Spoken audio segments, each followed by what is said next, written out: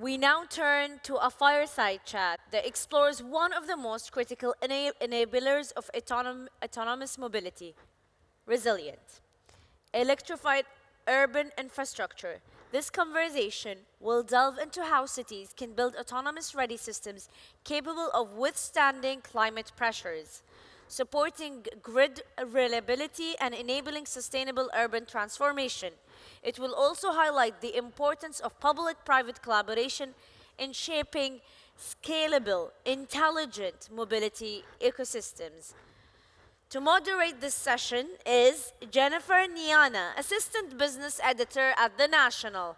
Please join me in welcoming Desmond Wheatley, Chief Executive Officer, President, and Chairman of the Board, Beam Global. Our panelists, the floor is all yours.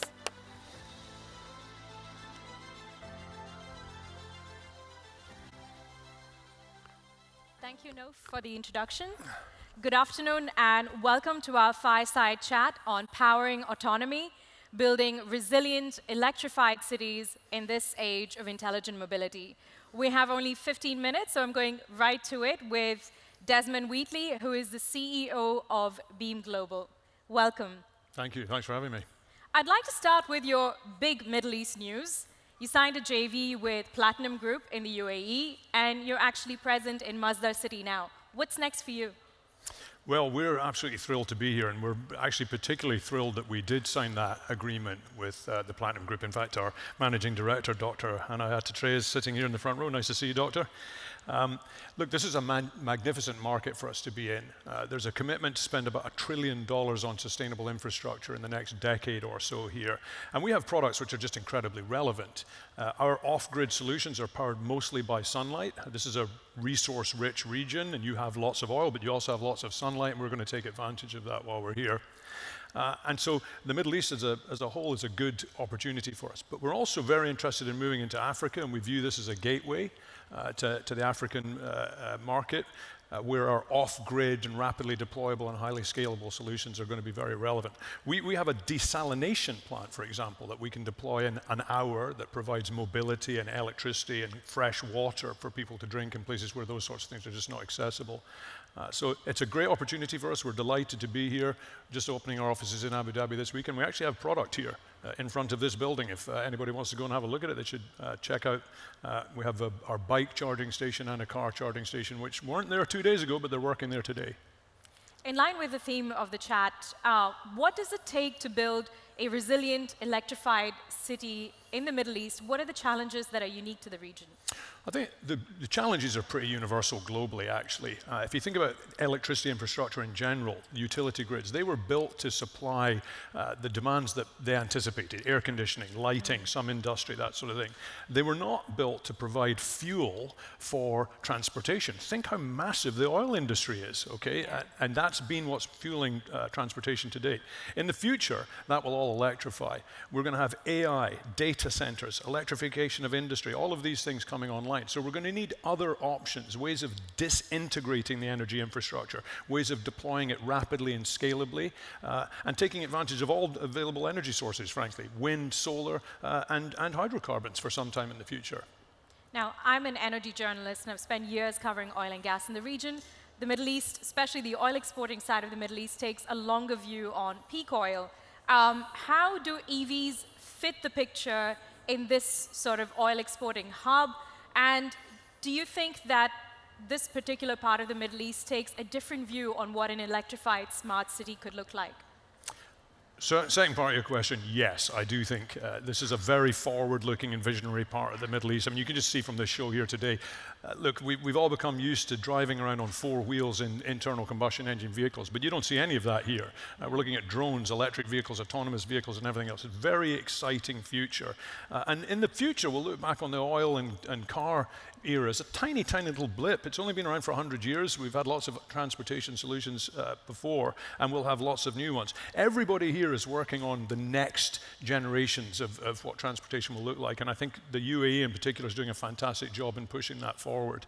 But to your question about oil-focused countries and the electrification of transportation, I think it was the Saudi oil minister Yamani, forgive me if I'm getting his name wrong, but he was the chap that said that the Stone Age didn't come to an end because we ran out of stones, okay?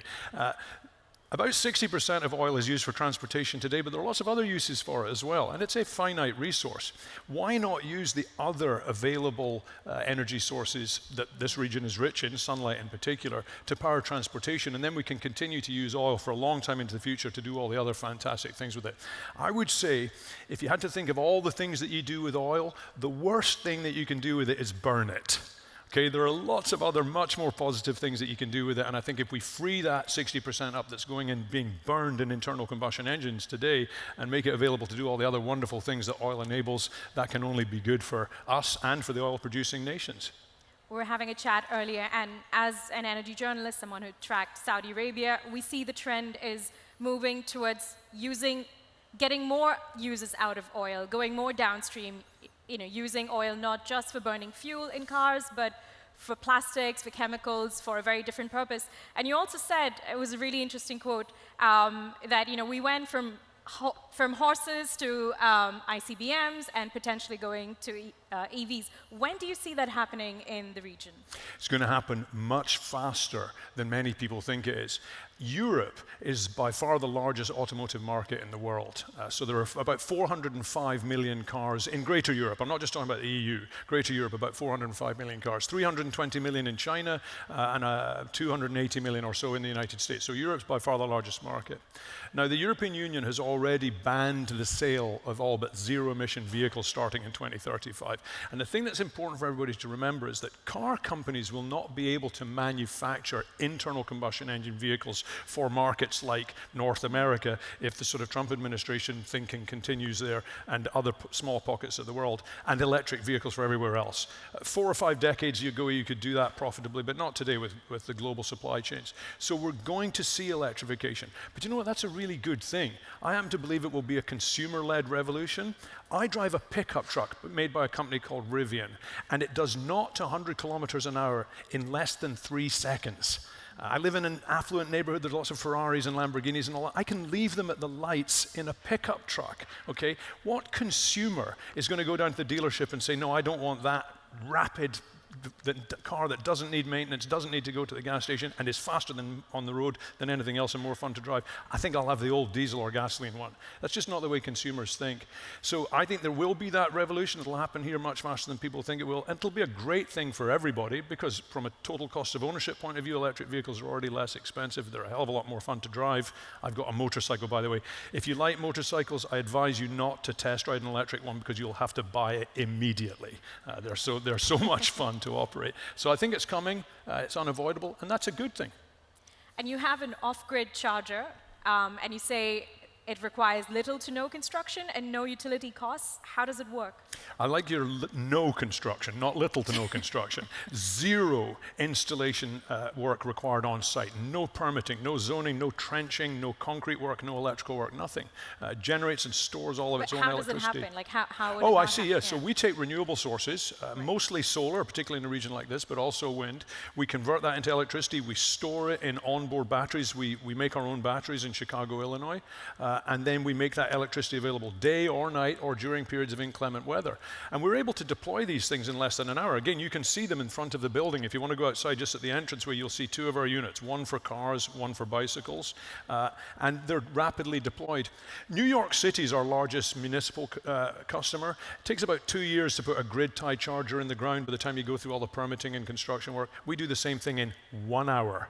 Same charging experience, 1 hour deployment, not 2 years. You never get a utility bill, and we continue to charge their police cars and other vital vehicles during blackouts and brownouts. And what's not to like about that? That sounds incredible, but how expensive is an off-grid charger compared to a conventional one? That's a great question. Dr. Hanai said I wouldn't want to answer this, but I'm happy to answer it. The truth of the matter is we have thousands of these things deployed across the United States and in Europe, and in almost every instance, the cost of our product was less than the avoided cost of construction and electrical work required to deliver the grid to a charger in the ground. So you save money day one. Thereafter, there's no unit cost for the energy because we're getting it all thanks to the grace of nature or God or whatever you believe in. And so there's actually no operating cost, there's no unit cost for the energy. So we have fleet operators that are moving into a future now for the first time in their history. They don't have to budget for future costs of fuel because the unit cost is zero and the cost of the product is less than the avoided cost that they would have paid to put the grid-tied charger in the ground. The other question naturally is, while this is incredible for people using EVs in developing economies in Africa and India, in places like the UAE, the chargers are subsidized or can be free. So how does that work? How are you competitive in the region? Well, because there's a cost, even for subsidized infrastructure, there's a cost. We're just going to provide a way of doing it less expensively to whoever's subsidizing it, that's all. And, far more sensibly, frankly. Listen, I sound like an absolutist. I want to be clear, we're not saying all or nothing. We believe there's going to be a tremendous mixture of infrastructure and fuels moving into the future. I'm looking forward to it being electrified. I'm looking forward to it being sustainable. And I'm looking forward to it being rapidly deployed and democratizing access to energy and to transportation by being able to put it wherever it's needed, not just wherever it's easiest to deploy. And can you talk a bit more about democratizing access to EVs, access to EV chargers in other parts of the world? You spoke about how your presence in the UAE is a gateway to Africa and also to Asia. So what do you have in the pipeline? How do you see EV and EV charger penetration in these markets? I think Africa is fantastic. It gives us a really good indication of what the future of transportation is going to look like. Remember that Africans in general, I'm making generalizations here, but in general did not subscribe to landline telephony. They didn't have landlines in their homes, and yet everybody there has a mobile phone now. Similarly, we will never see mass adoption of internal combustion engine vehicles in Africa, but what we will see is everybody in Africa moving around on some kind of electric transportation, whether that's cars or motorcycles or whatever, some of these other magnificent devices out here. And so the great thing is that we can provide the infrastructure required to fuel all of those vehicles without having to develop a grid, because that's the other thing I don't think Africa will ever have, in the same way that the West has had this huge centralized grid infrastructure. We have centralized generation, transmission and distribution lines spreading out all over the place, where if one part of that fails, you've lost everything downstream of it. And it's expensive and time consuming to deploy. We're going to solve that by having highly disintegrated infrastructure, like a cell phone in comparison to a landline, basically, that people will be able to access wherever we can see the sky. We'll be able to put the infrastructure in for fuel and for energy and do it rapidly. So it's a very exciting future, actually. And again, cell phones give us a perfect proxy for understanding what that future looks like in transportation. And can you talk about how public-private partnerships, and also what is the role of government in either accelerating or slowing down the deployment of these chargers? So I'm sorry, I didn't hear that. What is the role of the government and also in terms of public-private partnerships in accelerating or slowing down? Yeah, there's a lot of new stuff here, right? Everybody's been used to doing things a certain way for everyone in this room's lifetime. And now we're starting to think about different ways of doing it. And I think regulators and government, it's going to be a challenge. They've been regulating existing infrastructure. For example, the grid. We quite often see regulators thinking a lot about electrons and kilowatt hours and how they're delivered. And they always think about the grid, and not just the grid, but something that's conductively connected to the grid infrastructure. What I like to say to them is consumers don't care where electrons or kilowatt hours come from. They just care that they arrive efficiently, reliably, and as inexpensively as possible. And that's what we provide. So I think regulators and government are going to have to start thinking in a fresh way about what infrastructure looks like. And I think as soon as they learn that this idea of having disintegrated infrastructure is actually really good for resilience, you can't take it out without hitting each of the nodes. That's going to be a very valuable tool for them, but they're going to have to learn it. And so are consumers, and so are businesses. And changing human behavior is the hardest thing to do, as you know. Technology is easy in comparison to changing human behavior. And to my last couple of questions, I'd like to get a sense of how different deployment within the Middle East would be, taking into account climatic conditions. How challenging is the environment compared to other parts of the world? Yeah. It's quite warm here.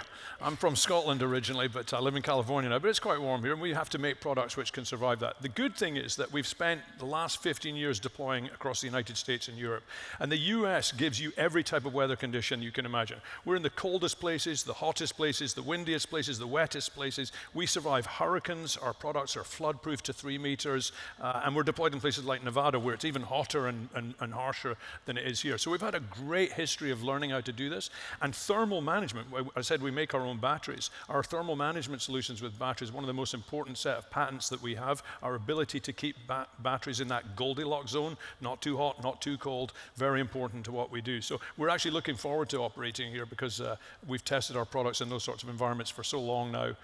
It's going to be a great future for us here.